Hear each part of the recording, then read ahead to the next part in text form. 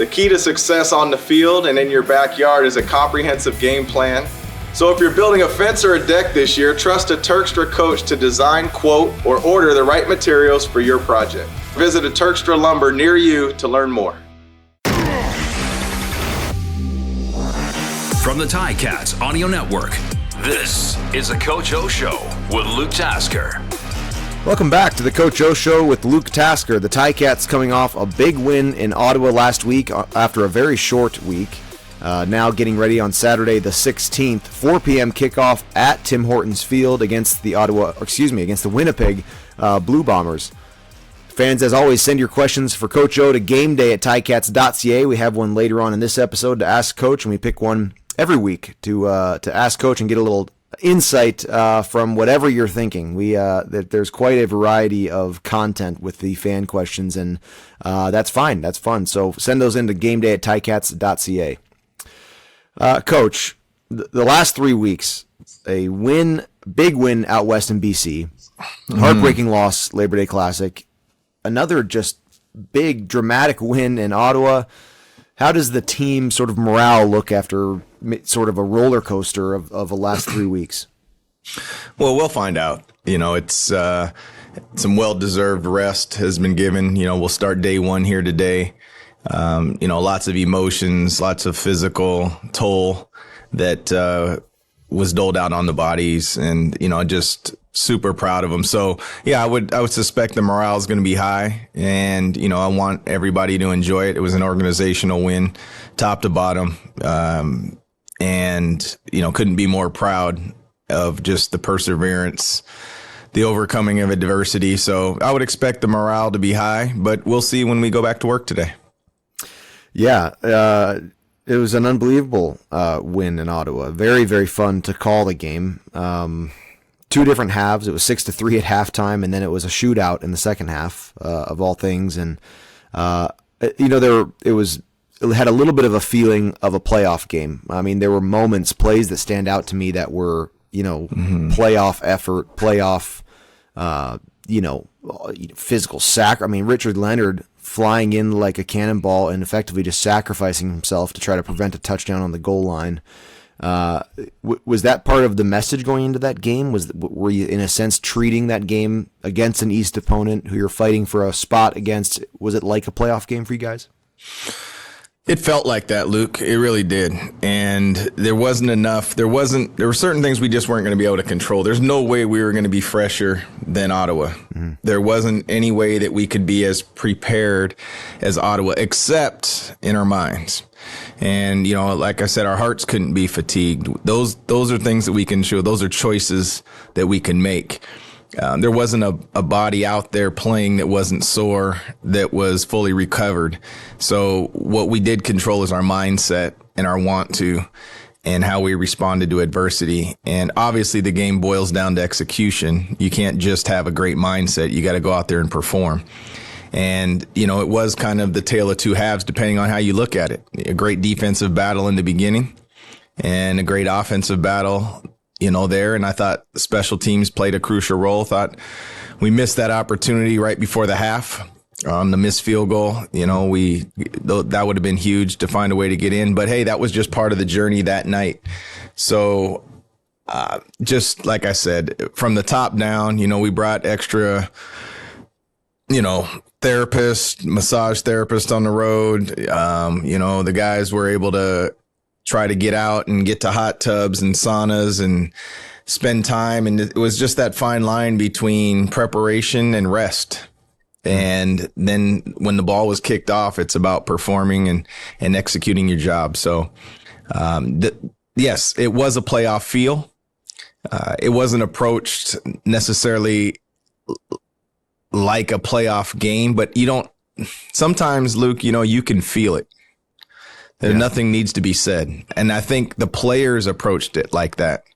There wasn't a stand up in front and harp on just how meaningful, like they knew that this can catapult us to maybe be a springboard of sorts, or we can make it extremely difficult on ourselves. Yeah, you could feel it broadcasting. I mean, it just really, there was something to it in the effort. maybe what sort of solidified that or even kind of started that feeling was the turnover on downs. Katsantonis comes up, that play happened in just that timing in the space where a free safety can come up and kind of put his hands on the guy and almost kind of, in a sense, almost let the touchdown in. Or it wouldn't even have been as bad as that. It would have just been, well, the guy made an effort to get in the end zone.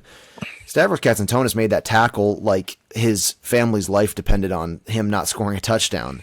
Yes. And then you got your defense 3 short yardage stops in a row.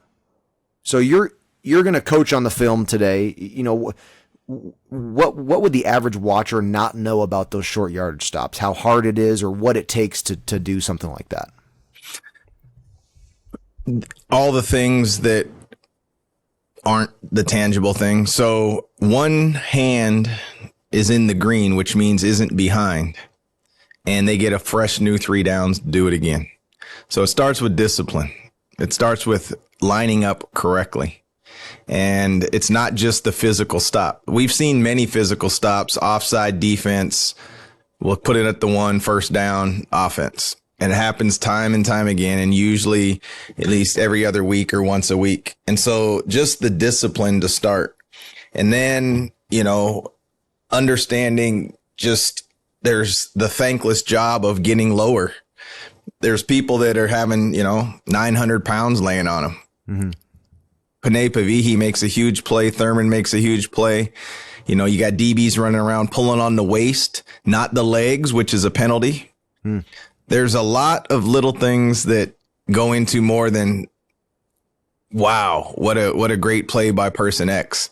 And so I would say that those are the little things that go unnoticed, that never show up in the box score, that contribute to, that was game changing. That's and then to watch the offense move it out from there on a 2nd and 10, virtually 2nd and 9, where you're not having to give up 2 or contemplate or punt the ball to Dandridge, which every time you put it in his hands, you're holding your breath also, right? Everybody has a returner in this league right now that you punt it back there, you better cover it. Those are great signs from a football team right there. That stand there, they don't happen all the time. And the timing of it was impeccable. Oh, unbelievable. It was right at the end of the first quarter, literally the last plays there. Strangely or interestingly or eerily, it was the exact same spot of turf where Bo Levi Mitchell was injured a few weeks back. It was just very strange, like 2 season-changing moments on the exact same part of green and hash mark of Ottawa's field. Field flips, and you're right. The offense puts together something, I think it was like a 45-yard drive, and is able to flip the field after a punt, which is very, very difficult when you're backed up, when the goalpost is in your huddle, and when the quarterback when he's in the shotgun and like the goalpost is in his view, like right over his head. It's really a hard thing to do. And we used to say, you just get 1 first down. You're not going for points. You're not trying to even flip the field. You got to get 1 first down and then take a breath, and then you can realign your goals there. And they did that after just a season-defining stop there by Mark Washington's defense. And the way you describe that, it's a little bit like alignment, assignment, technique, and execution. He started with no hand in the green. Every single defensive player's hand is correctly not in the neutral zone and not lined up to get a penalty. Just impressive. It was just amazing. And again, I go back to Stavros Katsantonis' tackle there and the way that play sort of was set up. But yeah, you just got to be proud of your defense for that first half and how they continued to play. Yeah, no, it can't be overstated, really. And if you really look back to the BC game, we had that 3rd down stop defensively that kind of set the tone for the game there that people might remember. And so, those things are, they can be tone setters. They don't make or break the game, but when you look back at momentum swings and those type of things, there's a saying that says field position plus momentum equals points. And, we were able to gather, obviously some momentum there, and then we regained the field position. Yeah. And, and the points were a result later on. Offensively, Taylor Powell, I finished the broadcast kind of saying, like, now I'm very excited to see more Taylor Powell after that game. We've seen fairly decent, I would say, ball security from Powell, even in his early starts there. And now in Ottawa, you see touchdowns come, and you see a wide receiver core who sort of blossoms and has some really spectacular catches along with Taylor Powell's development. Where have you noticed his the most growth from him as he's now a couple games in? Just the confidence. He's always confident, but it's, there's different levels of it, right? Just like there's different levels of commitment. Everybody can say they're committed, but there's different levels. Some people are early, some people do what's asked, some people do extra, so there's different levels of commitment. There's different levels of confidence.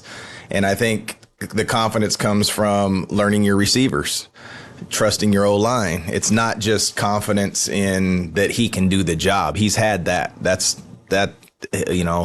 Fortunately, I think he was born with that. Mm-hmm. Sure, we can add to it, but I think there's just a confidence in understanding the 12th player, how his football team works, understanding when it puts the defense in a bind, when it puts special teams in a bind, not consciously thinking about it, just understanding it, watching more CFL games, learning from other people, learning Scott. There's just a different level of confidence that he's showing that he didn't already just exude. That was just he showed up with. That's cool. You come out of that game not only positive in the turnover ratio, but 1 sack allowed against Ottawa. Is he part of that number decreasing as well? Yeah, and we had spoken to that earlier, that not all sacks are the same. But yeah, I mean, you've been in that room when we do the critical stats, Luke. Mm-hmm. And I apologize for viewers who won't understand, but there's things that we think have withstood the test of time that we view as critical stats. Some of them being second down conversions, sacks, turnovers, explosions, that sort of thing. And I don't know, maybe in 19, every category was green, and you could kind of hear it was a different feeling in the room. Mm-hmm. that hadn't been there. No, and it was, really a credit to everybody. And, of course, we had no penalties on special teams, 0 for the second time this year, not in the return game and none in obviously in the coverage game. Yeah. And then obviously the 4 takeaways on defense, that usually bodes well when you're talking about consistency and winning football games. Yeah. Really impressive. And Taylor Powell was the player of the game for the Ticats Audio Network, and Bubba and Andy and RJ and I had him after the game before your interview. maybe this is breaking the third wall of media or something like that. But you when you interview guys, you kind of you get a sense for them. Some people interview just so non-authentically that it's it's just like so you can't really get a sense for who they are. And some guys, you get a real sort of like kind of like puffing their chest up kind of interviews. And Taylor Powell's interview after the game, like you just mentioned, he struck me as authentically confident, like not like he really felt his own growth as a quarterback to me. And he's not, you can just tell he's not a natural rah-rah guy or very loud. He just seemed very genuinely, encouraged by the team, and he was confident, and it was kind of an interesting interview, and I just liked the way that he sort of came off. It just seemed like a guy who was seemed very starting quarterback-ish to me, I guess, his interview after the game. That leads sort of into the quarterback situation that you have here. Matt Schultz was a third string, the third guy on the roster for Ottawa, suited up. What's going to happen going forward if all of a sudden you have the reverse problem that you've been faced with all year and you have a lot of good quarterbacks? Yeah, no, that's a fair question, and I'll welcome that. That situation, and we'll take that each week as it shows up. In the meantime, it's full throttle ahead towards Winnipeg, and finding a way to have another point over what they score, and that's really what the focus is. And who leads us is who leads us. Like I said, it'll be ongoing. And, when everybody's healthy at some point that, obviously we'll have tough decisions to make, but that's a positive thing. That's not something we're not wanting or, that's a welcoming thing. And, I liken it to the situation when I was coaching the DBs in Toronto when we had Caleros there and Ricky Ray and, Trevor Harris and, I looked at the Calgary situation, and for those that would remember, I think Dave Dickinson was a holder. Jeff Garcia was the starting quarterback, and Henry Burris was the third stringer. Like, bring on those situations any day. Yeah, it's like having too much money, I guess. Just how do you do that? Coach, let's do a fan question. This one is from Dom, a longtime Ticat fan. He says, hi, Coach. I recently heard an interview that mentioned the differences between having an offensive head coach and a defensive head coach. I thought this was very interesting and had never thought about this myself. Does your defensive background shape your team or change it in some way? And do you think an offensive head coach shapes their team differently? Thank you. Wow, that's an interesting question. Yeah, it's a good one, Dom. And it is a good one, Dom. Thank you. I think it shapes your personality for sure, and your mentality. I think you want your football team to resemble who you are. That's because it's just a natural thing that I think occurs. I think the trends have changed a little bit. There was, it's always been, always is a strong term, but oftentimes over the, I'd say previous 10 years, it was a heavy offensive coordinator, promotion type of thing. And I get it. I understand it, even if you look at the other leagues, it's kind of similar.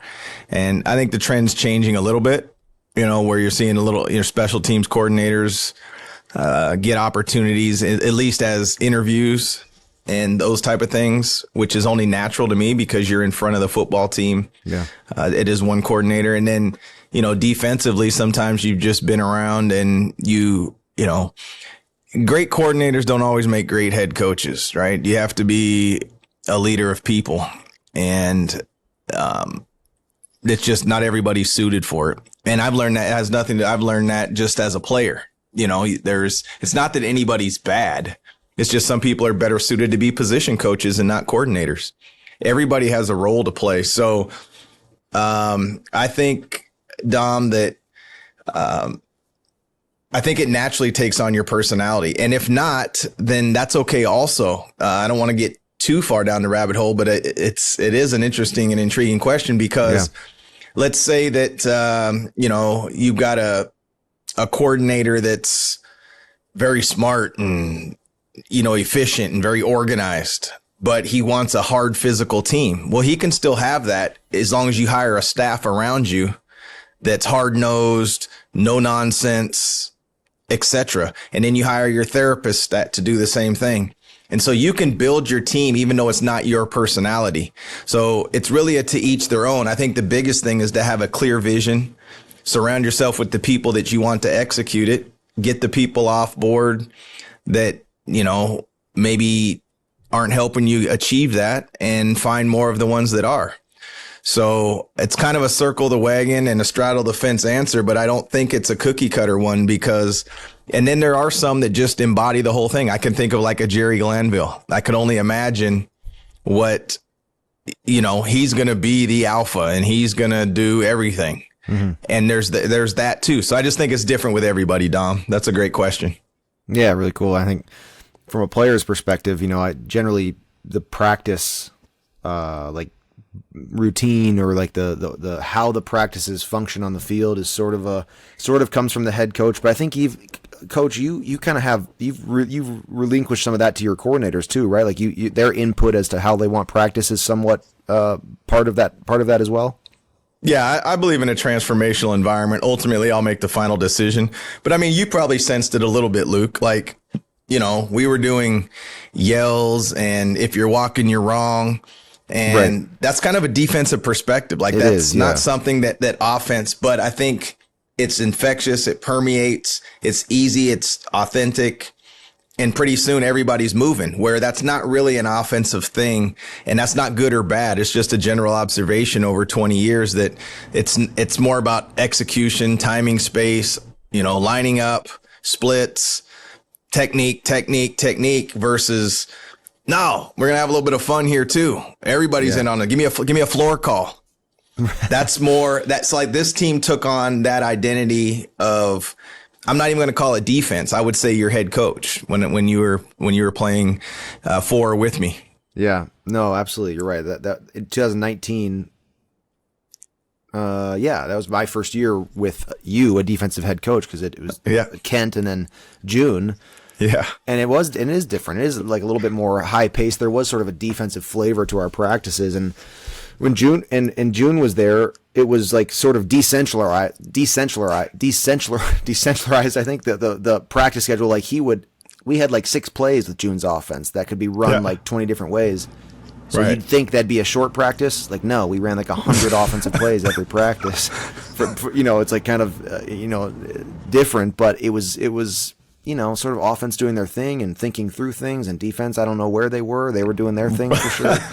But for you then, 2009, it was a team, like it was the team energy on the field, everyone together. It is interesting. It's a good question, and there is certainly some differences, offensive and defensive. So, yeah, good question. That's from Dom. Thank you very much. That's, again, you send your questions to gameday@ticats.ca, and we'll pick one each week to ask Coach. The Coach O Show with Luke Tasker is presented by Turkstra Lumber. Check out the project coaches at Turkstra Lumber. They can help with every part of your home reno, from designing a deck to ordering a new front door. Learn more at turkstralumber.com.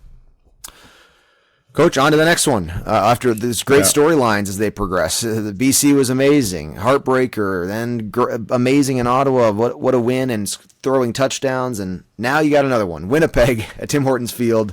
How do you keep all the energy and success, sort of? How do you stay on that train coming home from Ottawa? Preparation. Yeah, it's on to the next. It's figure out who's healthy, who we're going to go to battle with, what are going to be the decisions day 3, stuff that people don't realize, it's and then once your roster's formulated for that week, you put forth your best foot and you go to work, and you be excited about it. You embrace this opportunity. They are a good football team, and you can tell that on tape in all 3 phases. This is going to be a great challenge, and I'm just looking forward to it. Like this is why you play. You want to see where you're at. You play the best. Absolutely. What an exciting day that'll be. Saturday the 16th at 4 p.m. kickoff, Tim Hortons Field. Ticats Audio Network coverage will start an hour before with Bubba and Andy, and RJ and myself will have the call at kickoff. Coach, very excited for it, man. Best of luck with the week of prep, and we'll see you Saturday. Awesome. Thanks, Luke.